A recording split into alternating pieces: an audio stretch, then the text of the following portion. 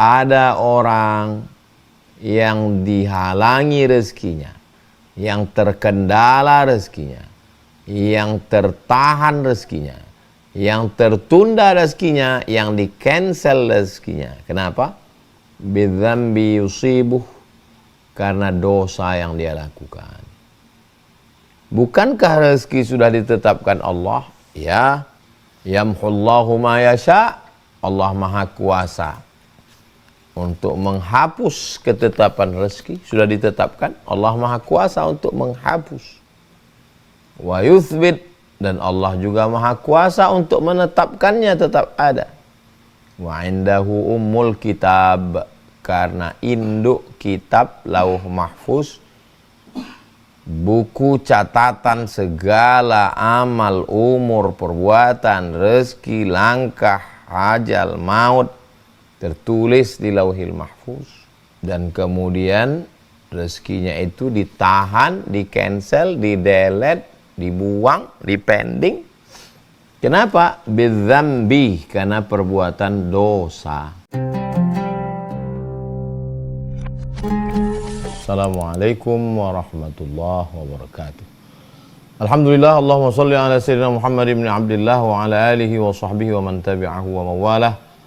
Allahumma allimna ma yanfa'una wa anfa'na bima 'allamtana innaka antal alimul hakim. Rabbi shrah li sadri wa yassir li amri wa hlul 'uqdatam min lisani yafqahu qawli. Semoga kita selalu istiqamah iman dan Islam, sehat walafiat zahir dan batin. Amin amin amin ya rabbal alamin. Tema kita malam ini kerja keras mati-matian, tapi rezeki gitu-gitu aja. Pembahasan yang pertama, mungkin kita salah faham tentang rezeki. Pembahasan yang pertama, mungkin kita salah faham tentang rezeki. Menurut kita rezeki itu adalah uang. Menurut kita rezeki itu adalah emas. Menurut kita rezeki itu adalah harta. Sehingga kalau tidak dapat uang, tidak dapat emas, tidak dapat harta, kita menganggap tidak dapat rezeki. Kita luruskan dulu pemahaman kita tentang rezeki. Semua pemberian Allah yang membuat kita menjadi taat itu adalah rezeki. Semua pemberian Allah yang membuat kita menjadi taat itu adalah rezeki. Rezeki dibagi dua. Ada rezeki yang zahir, ada rezeki yang batin. Rezeki yang terlihat, rezeki yang tidak terlihat. Rezeki yang zahir, makulat yang dimakan, nasi, beras, tiwul, getuk. Masyrubat yang diminum, air, sirup, teh, kopi, susu, madu. Malbusat yang dipakai, kain, sarung, baju, koko, mukena, peci, topi, jilbab, rumah, motor, mobil, sepeda. Markubat yang ditunggangi, dinaiki, dikendarai, unta, kereta api, pesawat. Ini jenis rezeki yang zahir, yang kelihatan. Ada rezeki yang tidak kelihatan.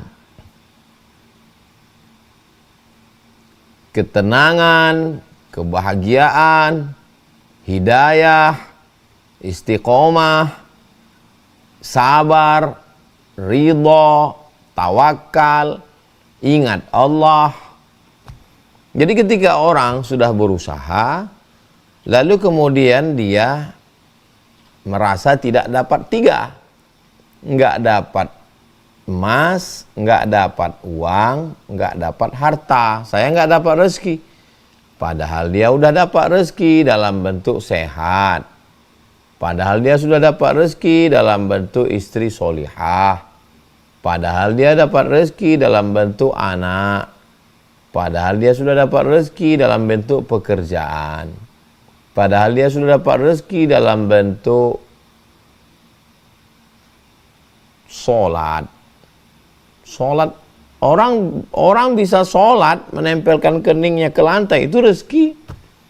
Berapa banyak orang yang sehat tapi nggak dapat rezeki untuk melaksanakan sholat, malas saja. Jadi yang pertama, kerja keras sudah mati-matian tapi rezeki kok gitu-gitu aja. Ternyata salah faham tentang rezeki, nggak ngerti tentang rezeki. Maka udah kita jelaskan yang pertama, bahwa rezeki semua pemberian Allah yang membawa kita menjadi taat dalam dua bentuk, yang kelihatan, yang kedua yang tidak kelihatan. Ini pembahasan yang pertama. Oke, kita lanjutkan pembahasan yang kedua. Hadisnya ada dalam kitab Musnad Ahmad bin Hanbal, disusun oleh Imam Ahmad bin Hanbal, Imam Hanbali, meninggal 241 Hijrah, makamnya di Baghdad, Irak. Innar rajula, ada seseorang, la yuhramur rizqu, terhalang rezekinya, dia tidak dapat rezeki, bidzambi yusibuhu, karena melakukan perbuatan dosa. Ada orang yang dihalangi rezekinya, yang terkendala rezekinya, yang tertahan rezekinya, yang tertunda rezekinya, yang di-cancel rezekinya. Kenapa? Bidzambi yusibuh, karena dosa yang dia lakukan. Bukankah rezeki sudah ditetapkan Allah? Ya. Yamhullahu ma yasha. Allah Maha Kuasa untuk menghapus ketetapan rezeki. Sudah ditetapkan. Allah Maha Kuasa untuk menghapus. Wa yuthbit, dan Allah juga Maha Kuasa untuk menetapkannya tetap ada. Wa indahu ummul kitab, karena induk kitab Lauh Mahfuz, buku catatan segala amal, umur, perbuatan, rezeki, langkah, ajal, maut, tertulis di Lauhil Mahfuz. Dan kemudian rezekinya itu ditahan, di-cancel, di-delete, dibuang, dipending. Kenapa? Bidzambi, karena perbuatan dosa. Bisa rezeki itu menghalangi, bisa dosa itu menghalangi rezeki. Ya. Hadisnya hadis sahih. Innar rajula la yuhramur rizqu bidzambi yusibu. Ada orang yang terhalang rezekinya karena dosa yang dia lakukan. Jadi kita introspeksi diri, muhasabah, merenung, apa dosa yang saya lakukan. Sebaliknya ketika dia bertaubat, dia beristighfar, dia beramal soleh, maka balasannya ja'alallahu lahu min kulli dhiqin makhraja, segala kesempitannya dilapangkan. Wa min kulli hammin faraja, segala kesusahannya dibalas dengan kebahagiaan. Wa razaqahu min haitsu la yahtasib, diberi rezeki dari jalan yang tidak disangka-sangka. Min haitsu la yahtasib, unpredictable, tidak terprediksikan. Hebatnya Islam. Wajib bayar zakat, nggak mampu dapat zakat. Wajib puasa, nggak mampu bayar fidyah. Nggak mampu bayar fidyah, nerima fidyah. Buat dosa, rezeki tertahan, tercancel. Istighfar, taubat, razaqahu min haitsu la yahtasib, dikasih rezeki dari jalan yang tidak disangka-sangka. Betapa baiknya Allah. Ini rezeki untukmu. Kau buat dosa, yumsik, ditahan Allah. Kau tobat, min haitsu la yahtasib, kau dapat rezeki dari jalan yang tidak disangka-sangka. Tapi bahwa maksiat, dosa menghalangi rezeki, ya, dalilnya sahih. Berikutnya yang ketiga, surat Al-A'raf ayat 96. Surat Al-A'raf ayat 96. Walau anna ahlal qura amanu, seandainya penduduk suatu kampung, suatu kota, suatu kerajaan, suatu negara, suatu negeri, amanu, mereka beriman. Wattaqau, mereka takut kepada Allah. Allah cuma minta dua. Seandainya mereka beriman, percaya pada Allah, wattaqau, dan mereka takut kepada Allah, la fatahna alaihim, akan kami bukakan untuk mereka barakatin, barakah, rezeki. Barakah dari air langit turun hujan, tumbuh kelapa, tumbuh pisang, tumbuh ubi, tumbuh sayur, tumbuh bunga. Barakatin, barakah minas sama, dari langit, wal ard, dari bumi.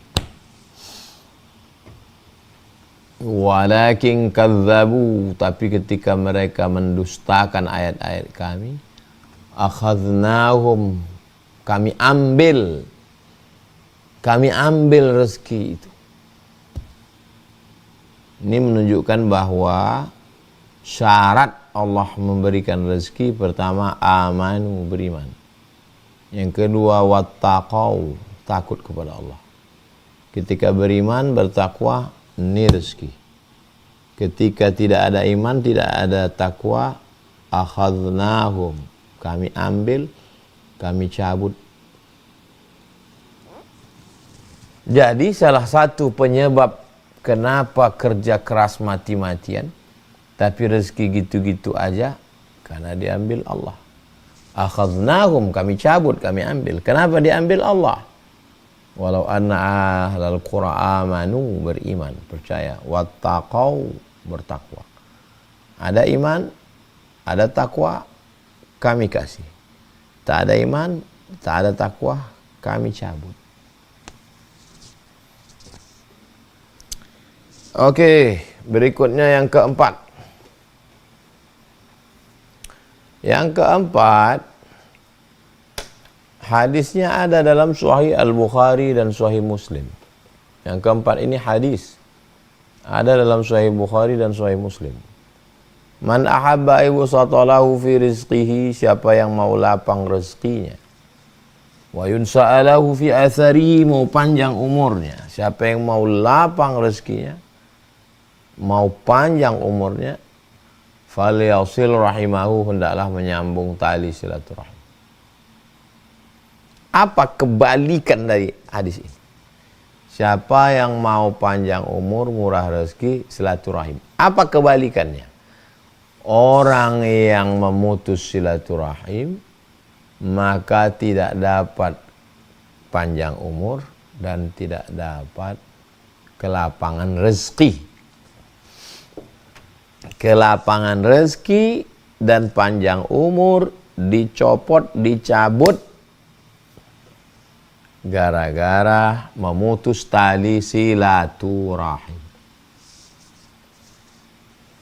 Sebetulnya kemarin ada beasiswa, Pak, tapi saya lupa ngirim ke nomor Bapak. Kenapa? Karena sudah putus silaturahim.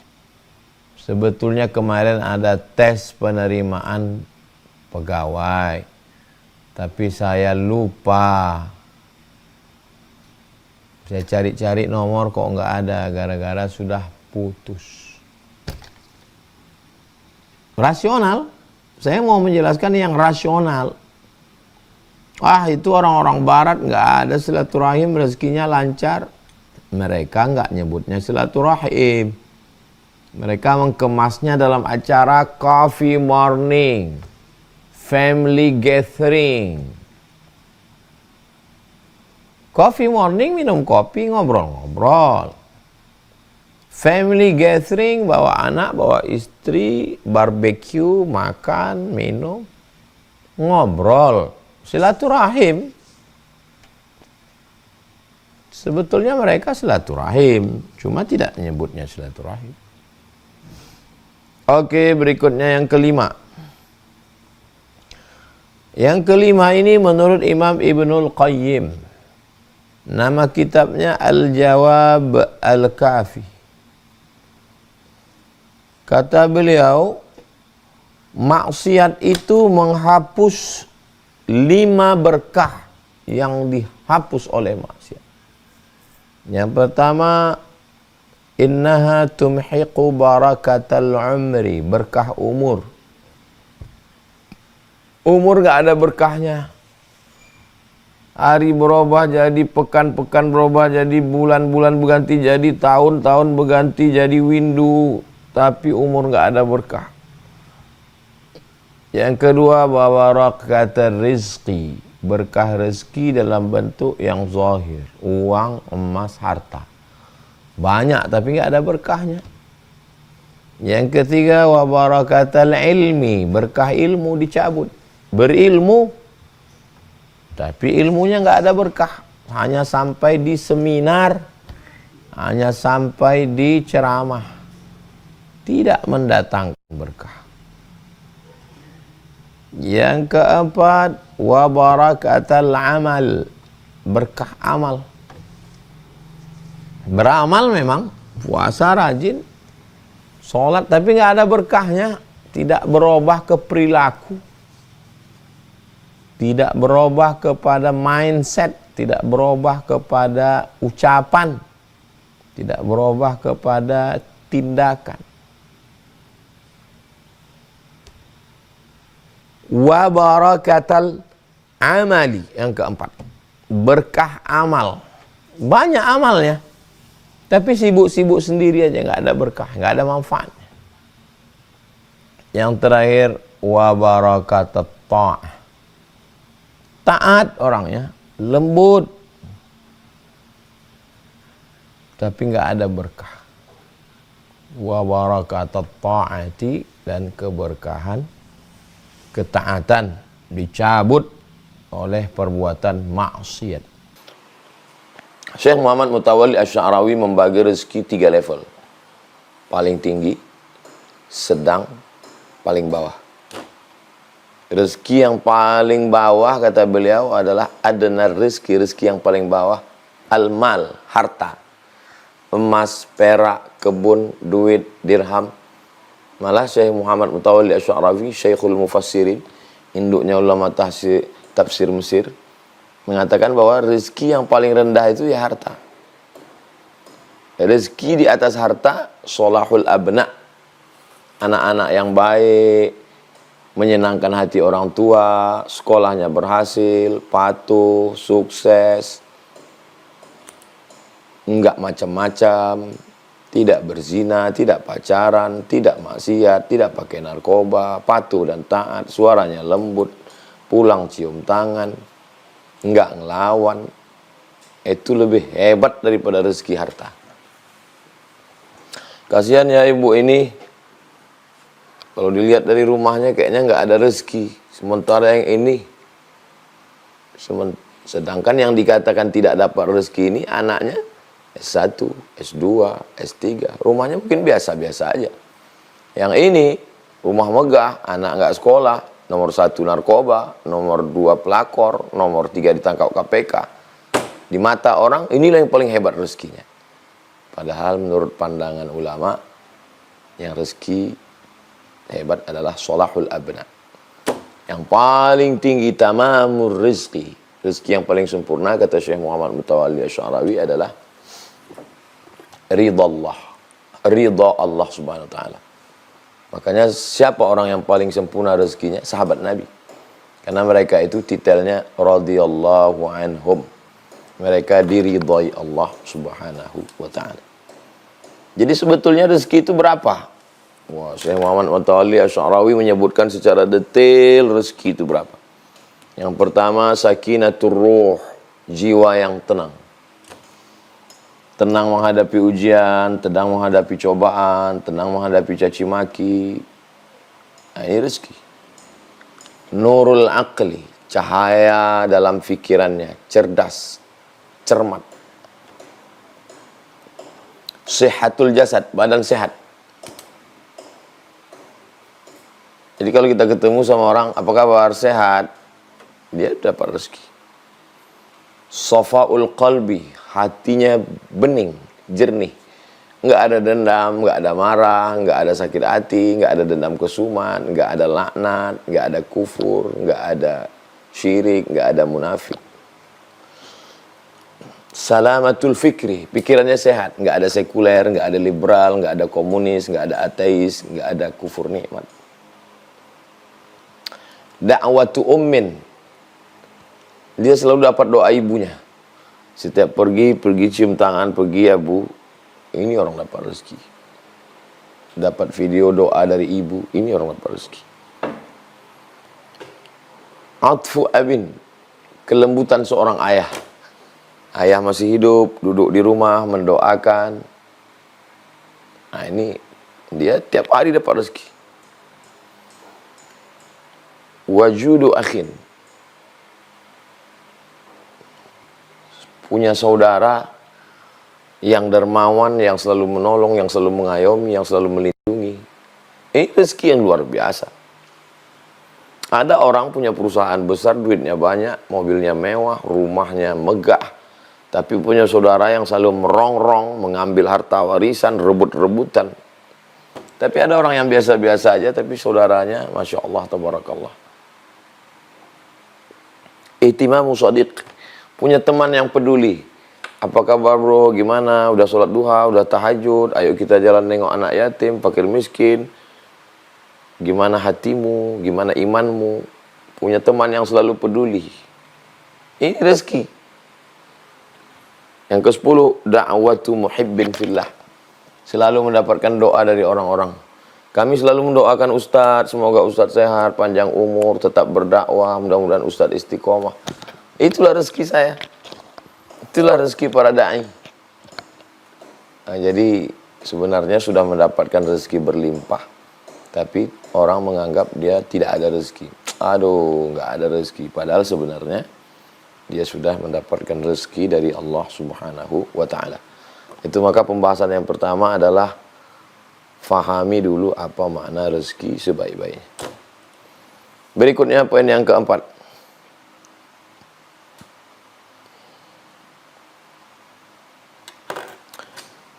Istaghfiru rabbakum, surat Nuh ayat 10 sampai 12. Yursilis sama alaikum midrara, Allah akan kirimkan air lebat, hujan turun. Wa yumdidkum bi amwalin, dia berikan kamu harta. Wa banin, anak. Wa yaj'al lakum jannatin, diberikan taman-taman, kebun-kebun subur, hijau, panen. Wa anhara, wa yaj'al lakum anhara, air sungai yang mengalir. Diberikan Allah SWT balasan, turun hujan, harta berlimpah, anak subur, kemudian diberikan kebun, diberikan sungai-sungai yang mengalir. Siapa yang diberikan Allah ini? Qul tustaghfiru rabbakum, beristighfarlah kamu, minta ampunlah kepada Allah Subhanahu wa Ta'ala. Jadi rahasia rezeki berlimpah itu amalannya adalah istighfar. Astaghfirullah, sependek-pendek astagfirullah, astagfirullah, astagfirullah, astagfirullah. Nabi dalam hadis sahih, astaghfirullah, astaghfirullah, astaghfirullah. Kalau kita tambah panjang, lengkap, full, baik. Astaghfirullahaladzim alladzi la ilaha illa huwal hayyul qayyum wa atubu ilaih. Sayyidul istighfar, Allahumma anta rabbi la ilaha illa anta khalaqtani wa ana abduka wa ana ala ahdika wa wa'dika mastata'tu.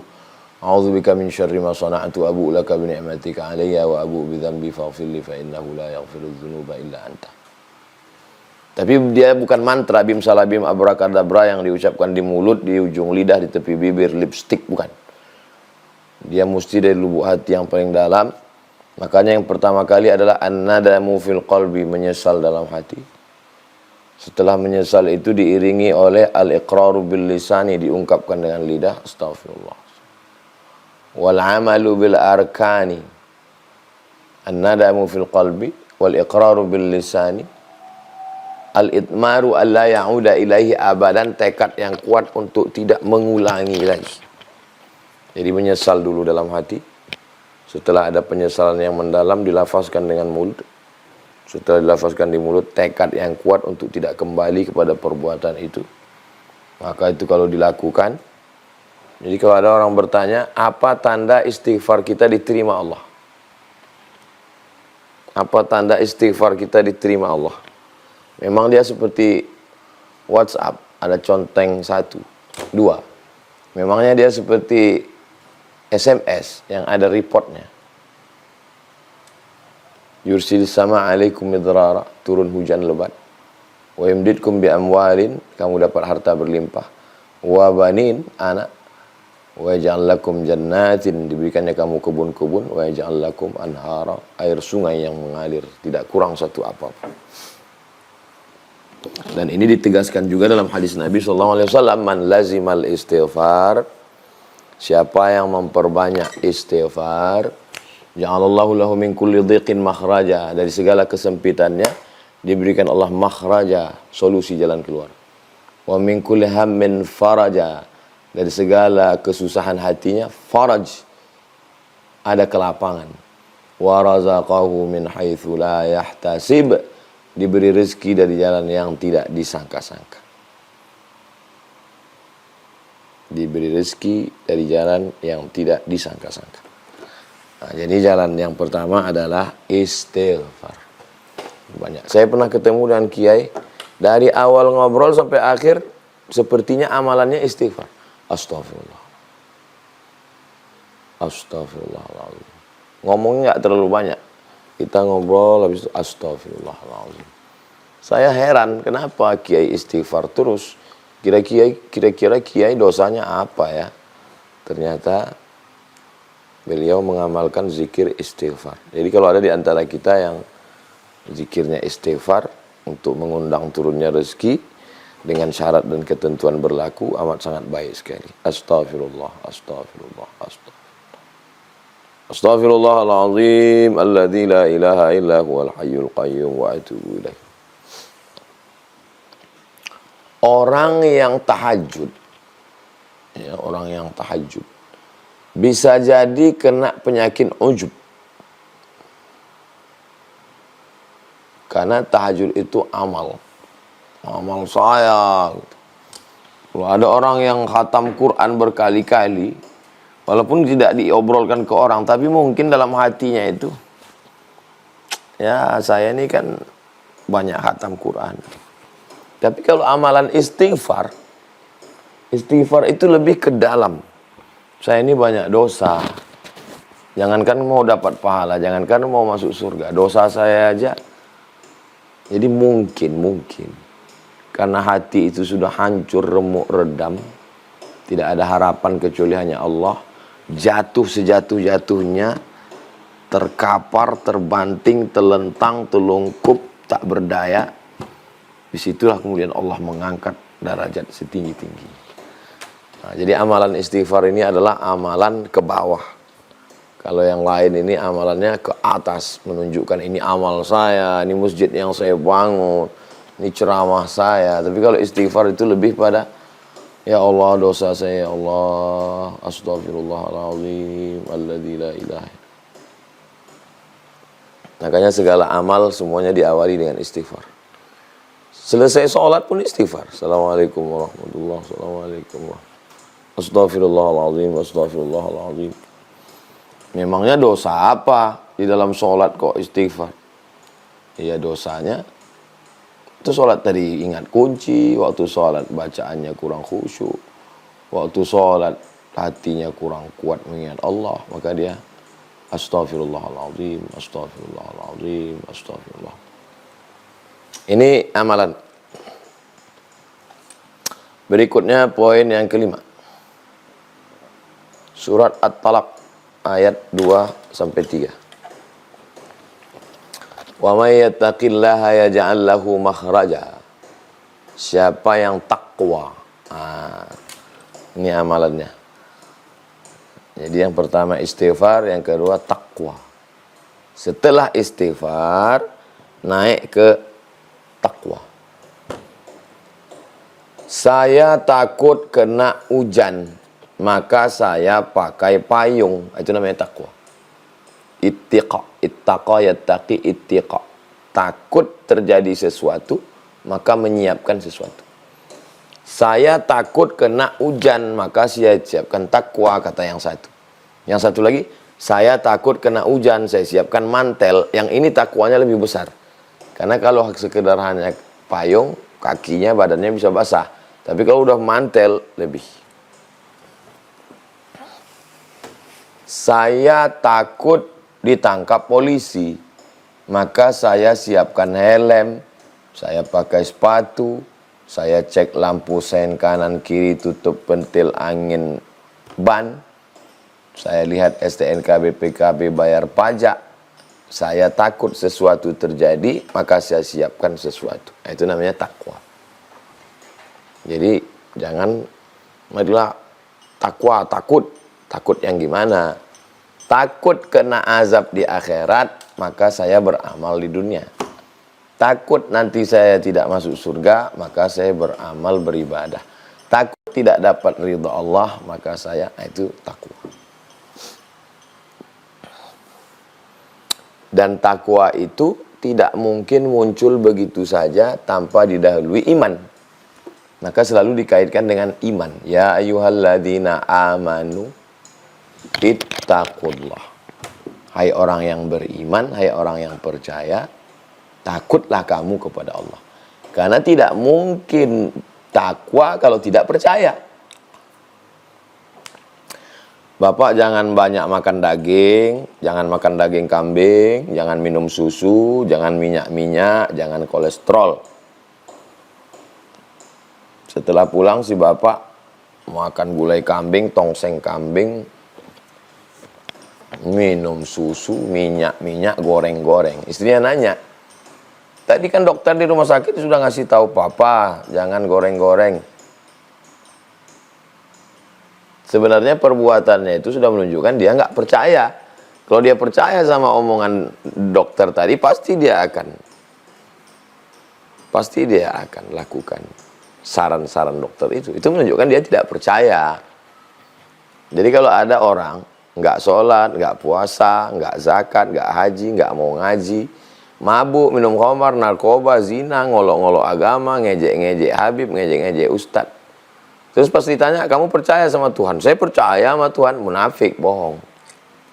Karena kalau dia percaya, pasti dia akan ikuti saran Nabi. Kalau percaya sama dokter, pasti ikuti saran dokter.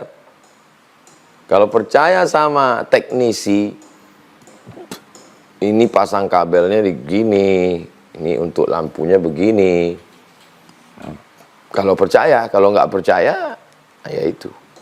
Makanya seringkali takwa itu dikaitkan dengan percaya. La'allakum tattaqun. Coba lihat di ujung akhir ayat puasa. La'allakum tattaqun, kamu takwa. Diawali dengan percaya. Ya ayyuhalladzina amanu kutiba alaikumussyam. Percaya dulu, baru takwa. Nggak bisa orang bertakwa kalau nggak percaya.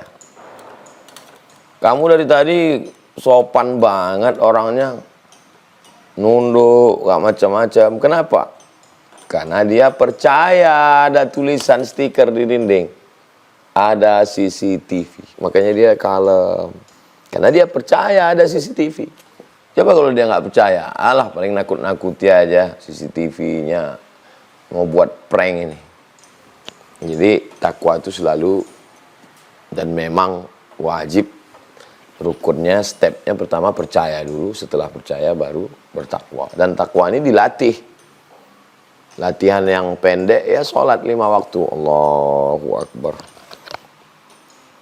Takut garuk gatal, takut mata kesana kemari, takut tidak khusyuk, takut. Latihan. Lalu kemudian puasa 30 hari. Takut makan, takut minum, takut melihat, takut mikir, takut. Tanggal 8 hari Tarwiyah, tanggal 9 hari Arafah, tanggal 10 hari Nahar, 11, 12, 13 hari Tasyrik. Oh, itu panjang sekali. Takut nyabut bulu hidung, takut kuku, takut ngupil, takut garuk, takut mandi, takut pakai sampo, takut. Ini dia berproses, ada latihannya. Nah, ini kalau takwanya dilaksanakan, janji Allah, wa may yattaqillah, siapa yang bertakwa, ya ja'allahu makhraja, diberikan Allah solusi jalan keluar terhadap masalah hidupnya, wa yarzuqhu min haitsu la yahtasib, diberi rezeki dari jalan yang tidak disangka-sangka. Nah, ini dia rezeki. Wa may yatawakkal 'ala Allah fa huwa hasbuh, siapa yang bertawakal kepada Allah maka cukuplah Allah saja yang menolongnya. Apa kata Syekh Muhammad Mutawalli Asy'ari? Kalau dalam saat kesulitan tidak ada satupun manusia yang mau membantumu, maka yakinlah berarti saat itu hanya Allah saja yang ingin membantumu dan Allah tidak ingin ada orang lain bersama dengannya. Kawan-kawan yang akrab dulu mana? Terbang melayang. Saudara-saudara, sahabat-sahabat hilang. Betapa tidak adilnya kawan-kawan ini. Mana semua? Yakinlah bahwa Allah ingin menolongmu dan Allah tidak mau ada orang lain bersamanya. Begitu indahnya. Wa huwa yatawalla salihin. Allah yang akan menjadi penolong orang yang soleh. Jadi takwa. Kemudian yang ketiga, kalau menurut urutan ini yang ke-6. Tapi kalau menurut urutan pembahasan ini yang ke-6. Kalau menurut urutan amal, yang pertama istighfar, yang kedua takwa, yang ketiga adalah iffah. Menjaga diri dari yang syubhat. Takut masuk neraka tidak minum khamar. Takut masuk neraka tidak berzina. Takut masuk neraka tidak berjudi. Itu takwa namanya. Kalau yang ini lebih halus lagi, namanya iffah. Menjaga diri dari hal yang sebenarnya boleh. Sebenarnya boleh.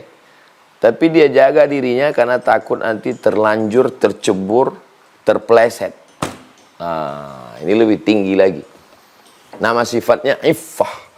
Orangnya mananya afif. Kalau dia perempuan afifah. Sifatnya iffah. Jadi Nabi ada satu surat Ali Imran. Imran punya istri namanya Hannah. Hannah melahirkan anak namanya Maryam. Imran punya istri namanya Hannah, menikah, punya anak namanya Maryam. Nah, Maryam ini diletakkan di mihrab. Mihrab satu tempat untuk ibadah. Kalau mihrab yang kita sekarang ini kan tempat imam. Ini bukan, ini mihrab satu tempat ibadah. Kullama dakhala 'alaiha Zakaria al-mihraba, setiap kali Zakaria, Nabi Zakaria datang ke mihrab itu, wajada indaha rizqa, dilihatnya ada rezeki. Menurut ahli tafsir, rezeki di sini pas musim dingin ada buah-buahan musim panas. Pas musim panas ada buah-buahan musim dingin. Kalau di tempat kita susah karena musimnya nggak ada musim dingin, musim panas.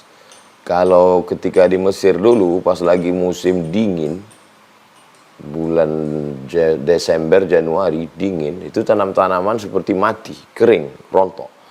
Tapi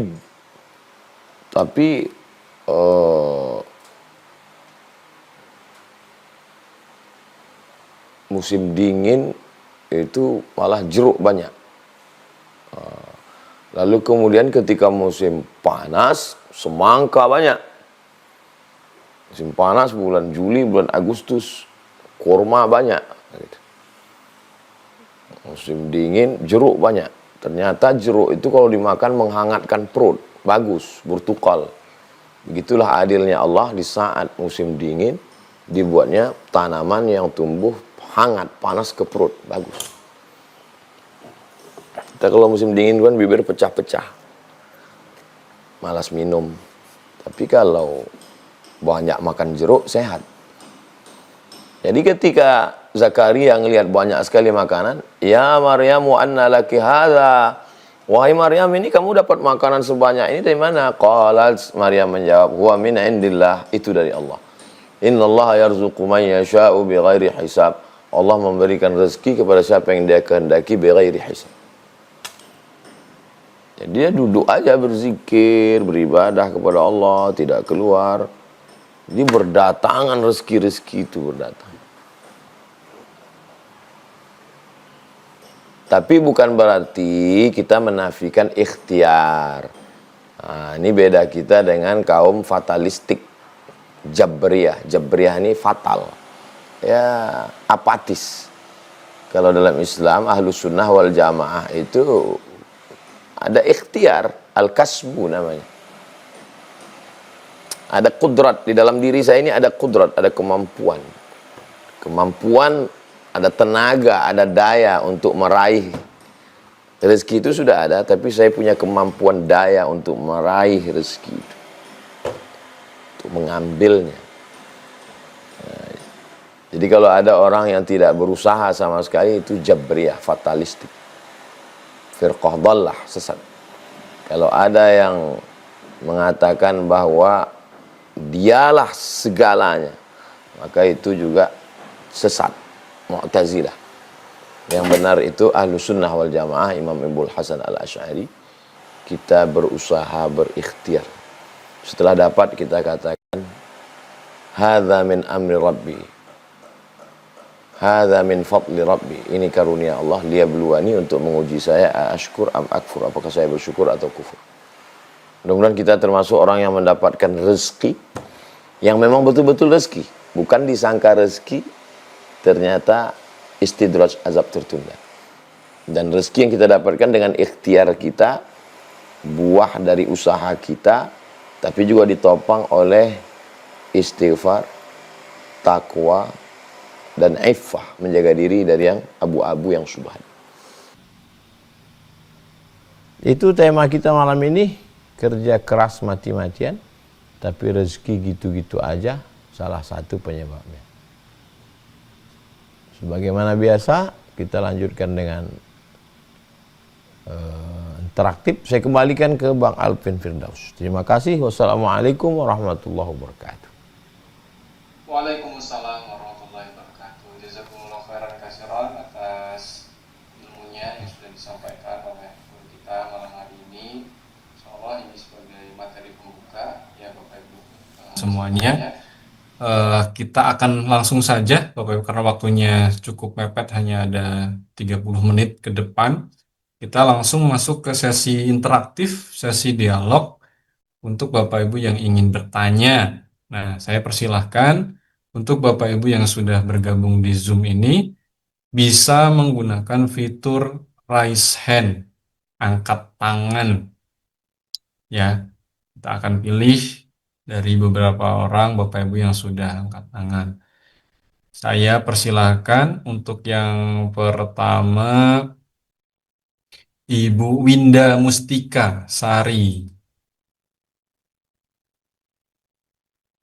Silakan Ibu dibuka mic-nya.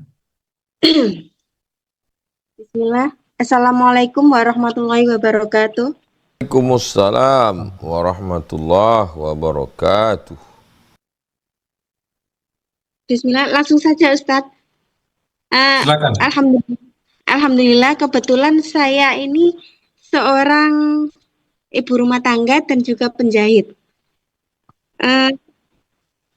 Insya Allah untuk pekerjaan rumah juga kewajiban sebagai ibu rumah tangga, insya Allah tetap terjalankan.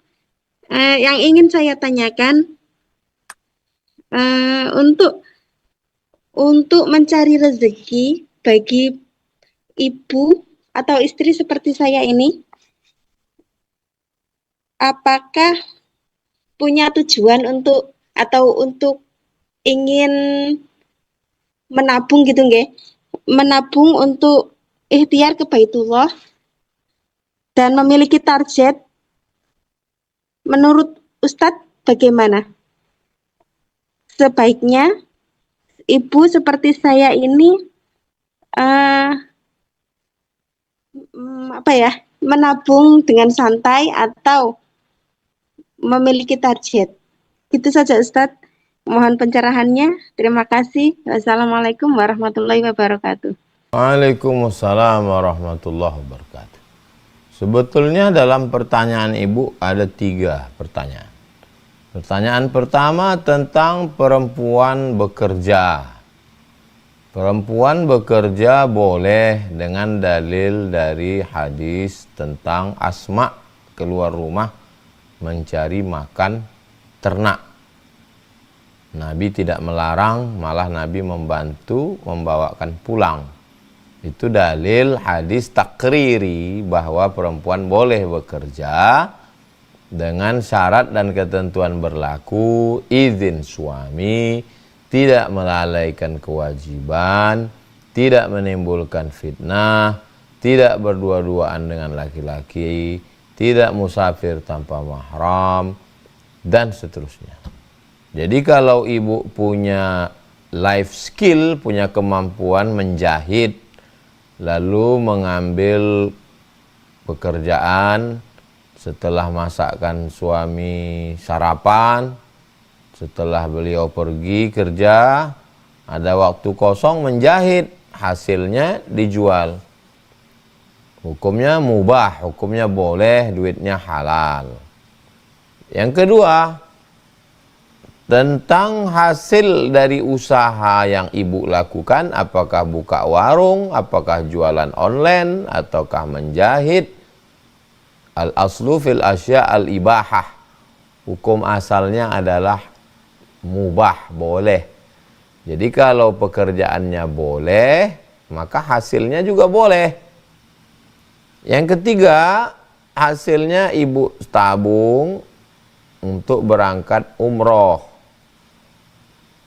Apakah tabung nyantai atau punya target? Saya punya target 1 bulan dapat sekian, sehingga dalam sekian bulan saya nabung, saya berangkat. Pakai target boleh. Mana dalilnya boleh pakai target? Kamu akan merebut Yaman, kamu akan merebut Syam, kamu akan merebut Rom, kamu akan merebut Konstantinopel. Itu target. Selama tidak dengan target itu malah menyulitkan hidup, mempersempit pikiran, stres kalau nggak tercapai, apalagi sampai masuk dalam perbuatan haram, tipu-tipu, itu baru nggak boleh. Tapi kalau dia hanya sekedar target sekian bulan, sekian tahun, maka hukumnya boleh. Karena Nabi sendiri pun menyebutkan beberapa hadis tentang target untuk membebaskan Konstantinopel, membebaskan Rom. Demikian Ibu, wallahu a'lam bishawab. Baik, terima kasih jazakumullah khair atas jawabannya Ustadz. Dan juga terima kasih Ibu Winda, semoga terjawab atas pertanyaannya. Kami langsung lanjutkan untuk penanya selanjutnya. Saya persilahkan berikutnya kepada Bapak Ali Syapri. Monggo Bapak dibuka mic-nya dan sampaikan pertanyaannya. Baik, terima kasih. Assalamualaikum warahmatullahi wabarakatuh. Waalaikumsalam. Yang pertama saya bersyukur kepada Allah Subhanahu wa taala. Walaupun lewat Zoom tapi saya bisa berinteraksi langsung kepada Ustadz Abdul Somad. Yang pertama barangkali Ustadz, saya seorang guru, melaksanakan tugas ini sudah 20 tahun lebih. Kemudian saya pernah ada di di titik yang mungkin menurut saya sudah sejahtera lah begitu Ustadz.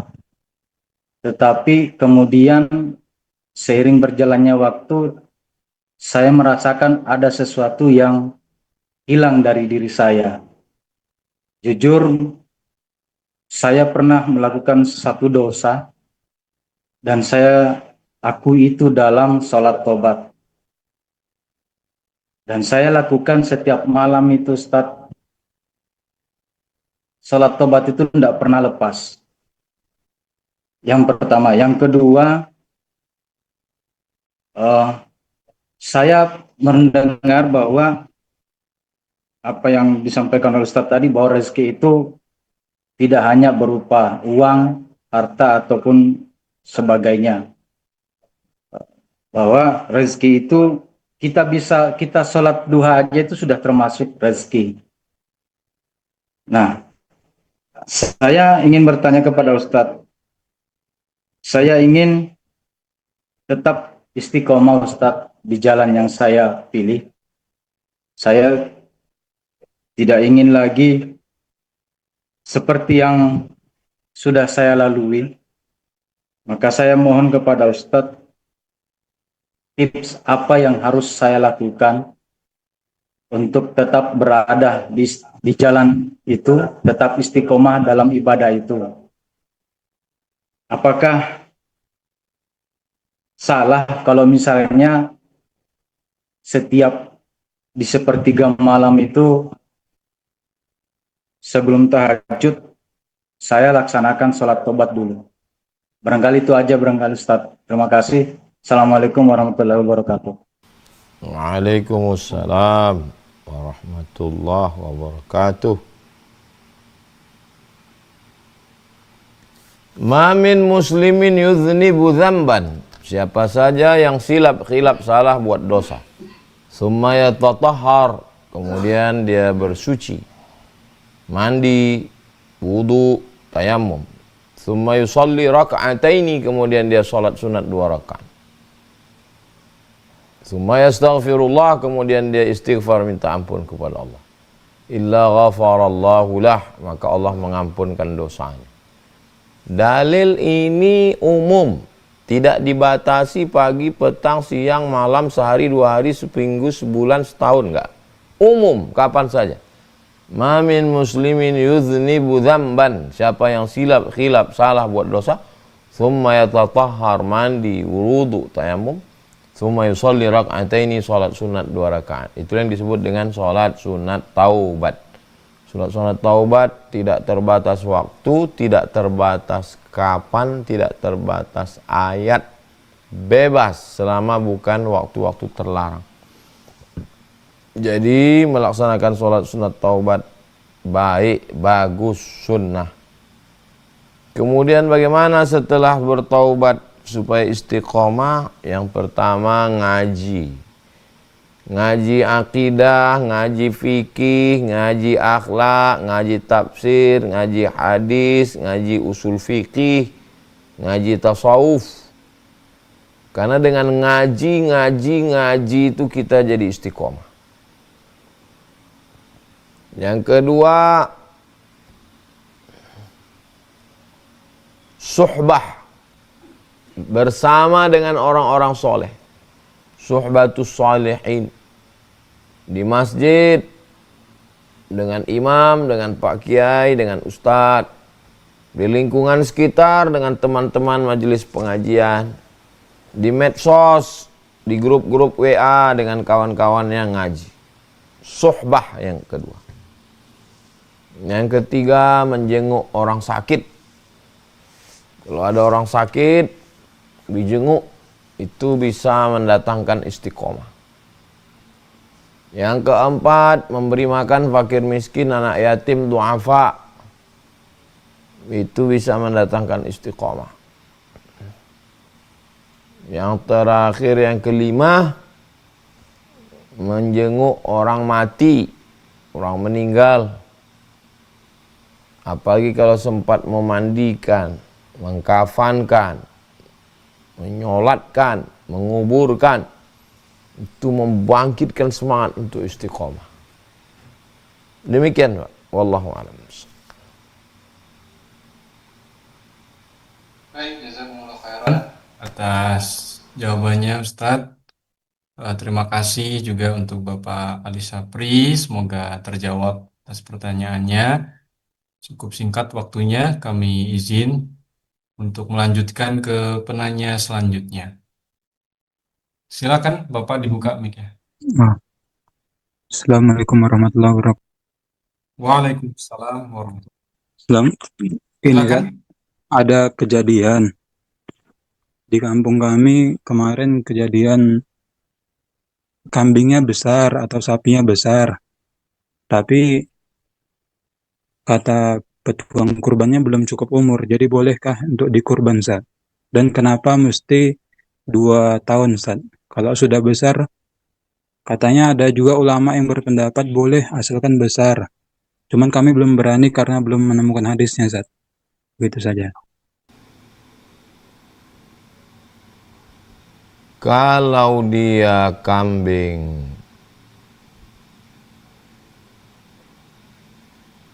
2 tahun, 2 tahun genap, kemudian ada yang 1 tahun masuk 2. Penetapan umur-umur itu berdasarkan hadis Nabi dan pendapat ulama. Karena kalau hewan itu tidak cukup umur, dagingnya itu lebih banyak lemaknya. Bukan masalah besar badannya. Kambing kalau dia tidak cukup umur itu lebih banyak lemaknya. Sedangkan yang mau dimakan ini dagingnya. Nanti ditengok, disumpah orang, apa ini kurban ini. Tapi kalau ada orang berkurban, iya kurbannya tetap sah, tapi tidak afdal. Jadi nggak usah kita tawar-tawar syarat yang udah ditetapkan ulama itu. Nggak usah kita mau jadi mujtahid. Kita bertaklid saja, ikuti saja yang udah dibuat ulama itu. Kalau mau modif knalpot aja pun ditangkap polsek sekarang. Apalagi memodif agama. Ikuti aja. Kalau kata dia syaratnya 2 tahun, 2 tahun. Kalau syaratnya 1,5 tahun, 1,5 tahun. Mereka berijtihad itu, mereka sudah alim. Kenapa ijtihad tukang bengkel kita ikut? Kenapa ijtihad servis handphone kita ikut? Kenapa ijtihad ulama kita nggak mau ikut? Berarti kan kita menyepelekan ulama. Ijtihad tukang kita ikut, ijtihad teknisi HP kita ikut. Pas ijtihad ulama kita bilang, aku lebih tahu lagi, ini dagingnya lebih banyak. Ikuti aja apa kata ulama. Lebih selamat kita beramal, ini ikut ulama. Makanya ngaji ke guru, baca kitab, ikuti apa kata ulama. Ati Allah wa ati Rasul wa ulil amri. Ulil amri di situ menurut salah satu pendapat adalah ulama. Ikuti ulama. Al ulama warasatul anbiya. Ulama pewaris para nabi. Walaupun konteks pertanyaan Pak Lutfi tentang umur, maksud saya semua ibadah ini ikuti ulama, mazhab Syafi'i yang kita amalkan. Selamat insyaallah. Demikian, wallahu a'lam bishawab.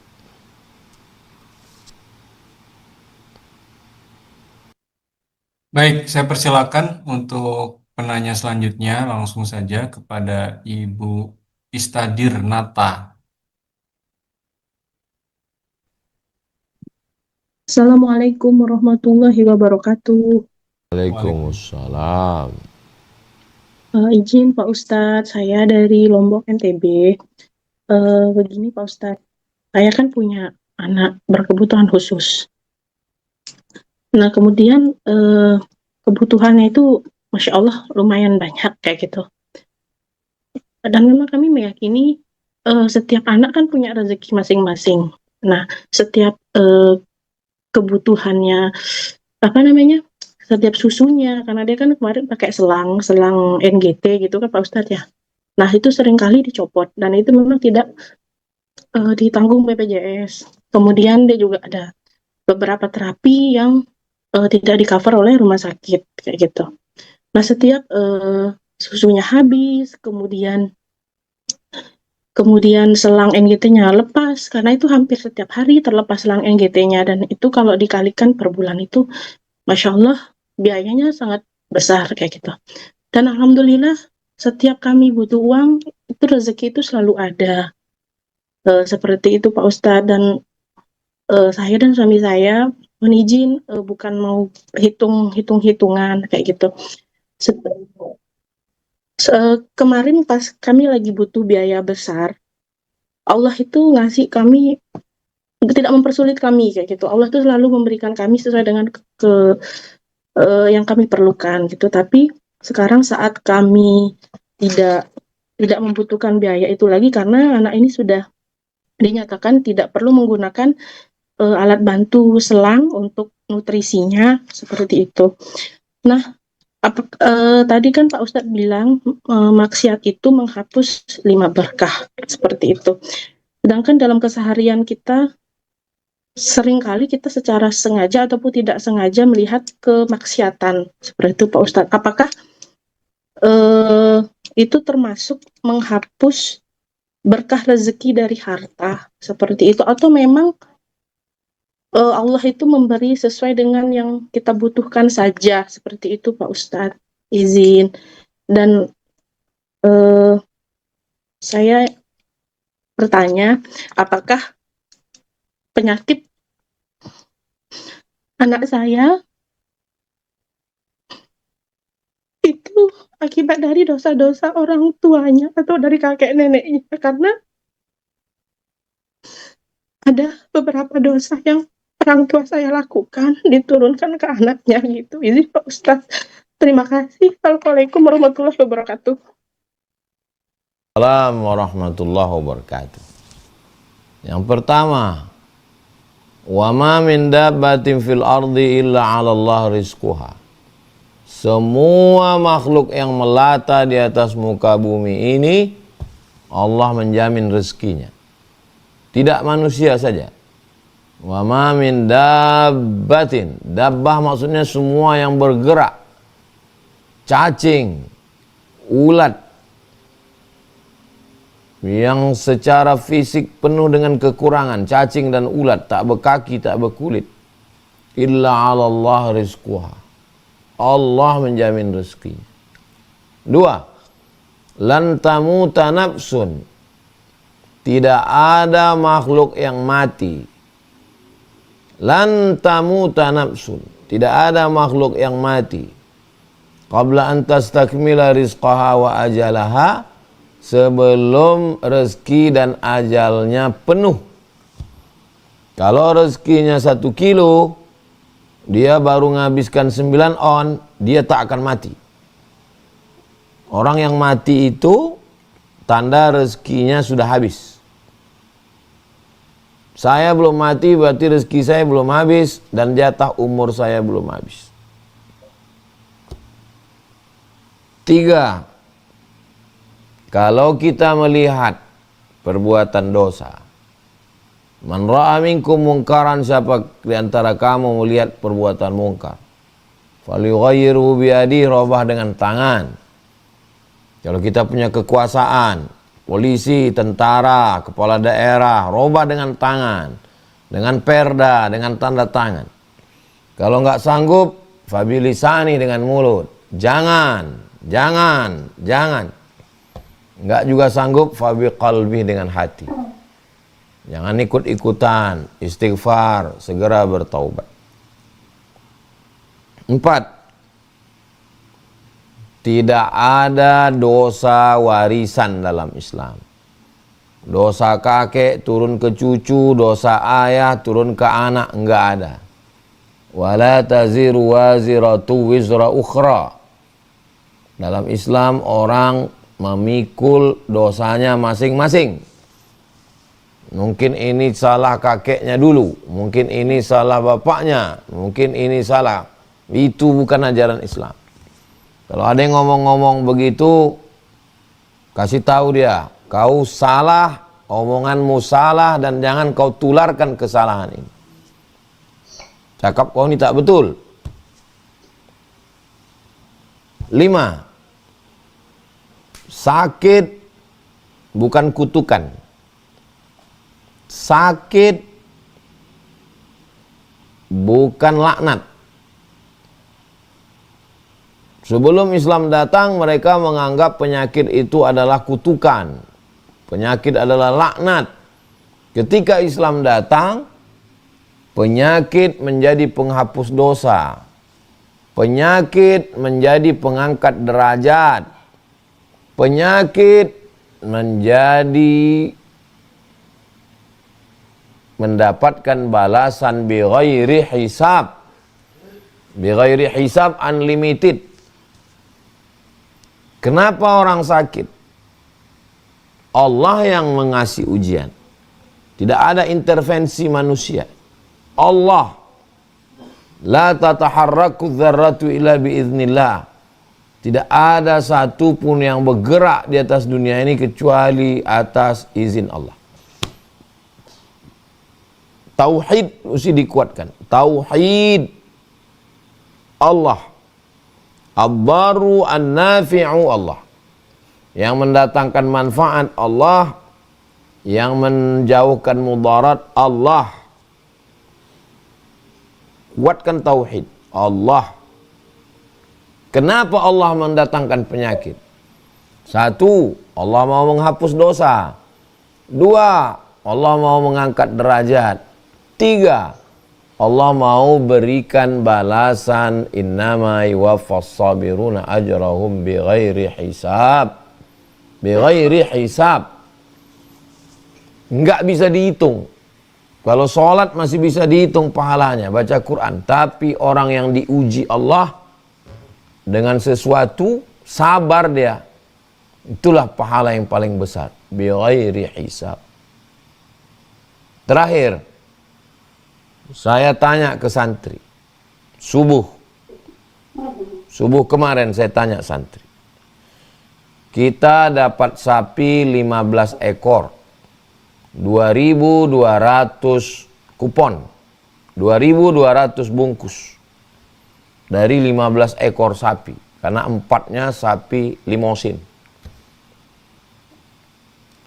Gara-gara aku kalian dapat sapi, atau gara-gara kalian aku dapat sapi?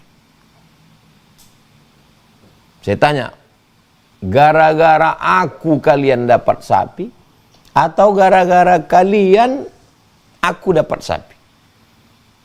Kata santri, gara-gara ustadz kami dapat sapi.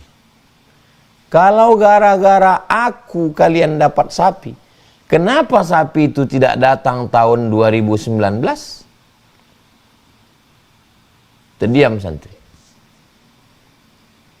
Kalau gara-gara aku kalian dapat sapi, kenapa sapi itu tak datang tahun 2020? Jadi gara-gara siapa? Gara-gara kami ustadz dapat sapi. Jadi gara-gara kalian aku dapat sapi? Iya. Kalau gara-gara kalian aku dapat sapi, kenapa sapi itu tak datang ke rumah ayah kalian? Kenapa sapi itu tak datang ke rumah emak kalian? Jadi gara-gara siapa sapi itu datang? Gara-gara Allah. Kehendak Allah. Sekarang menurut kehendak Allah. Kenapa Allah berkehendak sekarang? Kenapa Allah berkehendak sekarang? Karena kalian ngafal Quran. Karena saat bersama. Makanya ada istilah ini rezeki anak Pak Ustadz. Ini rezeki istri Pak Ustadz. Dulu waktu kau lajang kenapa dia tak ada? Kenapa setelah beranak berbini baru dia ada? Ibu malam ini bertanya sekaligus menguatkan jamaah. Mudah-mudahan Allah memberikan kekuatan pada ibu, pada bapak, pada keluarga, dan pada kita semua. Wallahu a'lam. Alamin.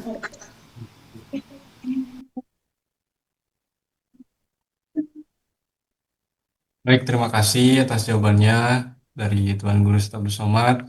Mudah-mudahan ini juga menjadi penyejuk, penenang untuk jamaah-jamaah yang lain yang mungkin problemnya, permasalahannya cukup relate gitu ya. Insya Allah saling menguatkan dengan adanya hijrah bersama OAS ini. Baik, terakhir ya mungkin Bapak Ibu karena sudah jam 9, saya lanjutkan untuk Bapak Ibu yang bertanya di Zoom. Langsung saya persilahkan kepada, bingung nih saya milihnya. Wajahnya sudah sangat-sangat penasaran pengen bertanya. eh Siapa ya? Saya putar aja pakai tangan. Ibu Ucu Sri Rahayu. Baik Ustaz, Bismillahirrahmanirrahim. Assalamualaikum warahmatullahi wabarakatuh. Waalaikumsalam. Jazakumullah khairan katsiran. Saya ucapkan sudah buat hadir ya di forum kajian ini. Alhamdulillah. Ustadz, yang ingin saya tanyakan tadi poin yang ketiga ada ayat ya surat Al-A'raf ayat yang ke-96, walau anna ahlal qura amanu wattaqau la fatahna 'alaihim barakat.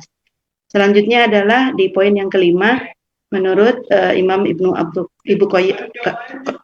Qayyim ya, maksiat itu menghapus 5 keberkahan. Nah, apakah ada kaitannya dengan ayat yang di atas? Yang kedua, maksiat apa yang dilakukan oleh seorang hamba yang bisa menghapus keberkahan tersebut? Apakah bentuk maksiat yang berat ataukah yang ringan pun bisa menghapus keberkahan? Itu pertanyaan dari saya, Ustadz. Jazakumullah. Assalamualaikum warahmatullahi wabarakatuh.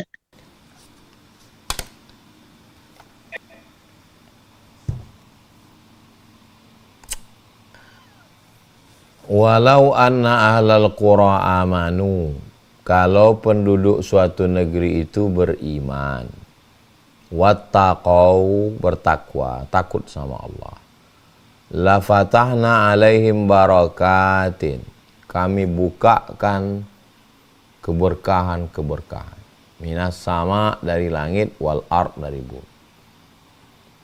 Kalau penduduk negeri itu beriman, bertakwa, kami bukakan keberkahan. Kebalikan dari ini, kebalikan dari ayat ini, kalau dibalik ayatnya, kalau penduduk negeri itu beriman, bertakwa, turun keberkahan. Sekarang dibalik. Kalau tidak beriman, tidak bertakwa, berarti tidak turun berkah. Kalau beriman, bertakwa, turun berkah. Enggak beriman, enggak bertakwa, enggak turun berkah, enggak turun rezeki. Maka karena tidak beriman, tidak bertakwa, buat maksiat. Kenapa orang buat maksiat? Ya karena nggak beriman, nggak bertakwa. Maka dia buat maksiat. Maksiatnya itu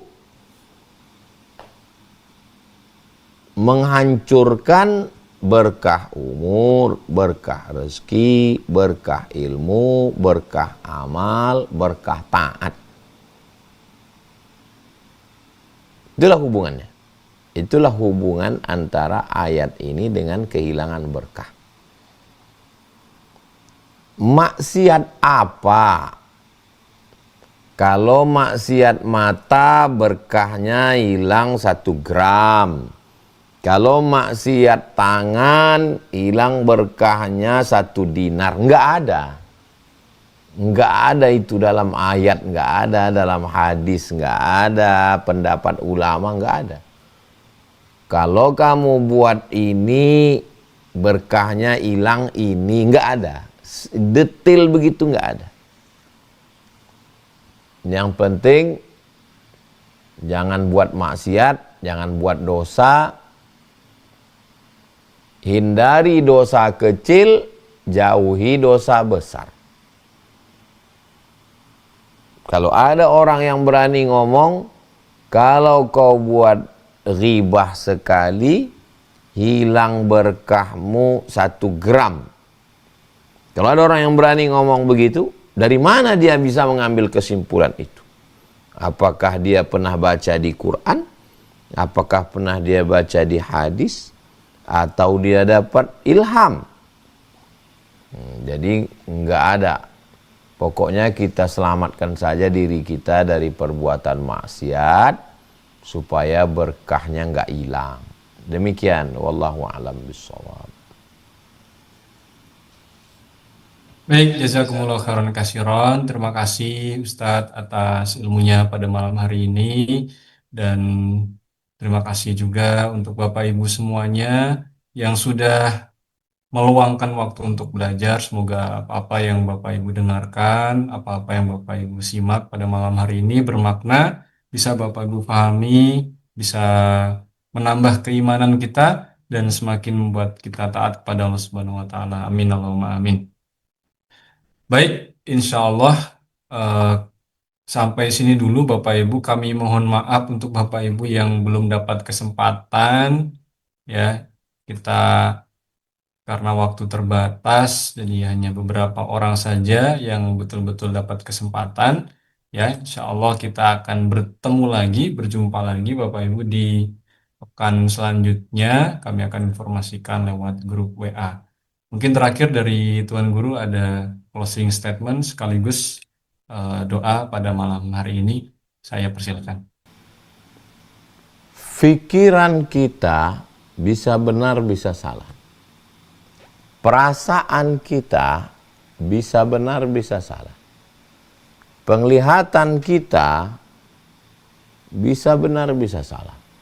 Pendengaran kita bisa benar, bisa salah. Tapi Al-Quran pasti benar. Hadis Nabi pasti benar. Jangan sampai yang pasti benar ini dirusak oleh yang belum pasti benar dan mungkin salah. Bahwa Allah mengatakan kalau kau baik rezekimu berkah, kalau kau enggak baik berkahnya dicabut, pasti benar. Lalu datang pikiran dan perasaan ditambah bisikan mengatakan, jangan sampai yang belum pasti benar ini merubah yang pasti benar. Itulah bedanya kita beragama, berislam. Memegang yang pasti benar untuk tidak meyakini yang relatif belum tentu benar. Yakini yang kita kaji ini, bahwa rezeki dijamin Allah, bahwa Allah Ta'ala menurunkan sesuatu mengandung hikmah, bahwa maksiat mencabut keberkahan.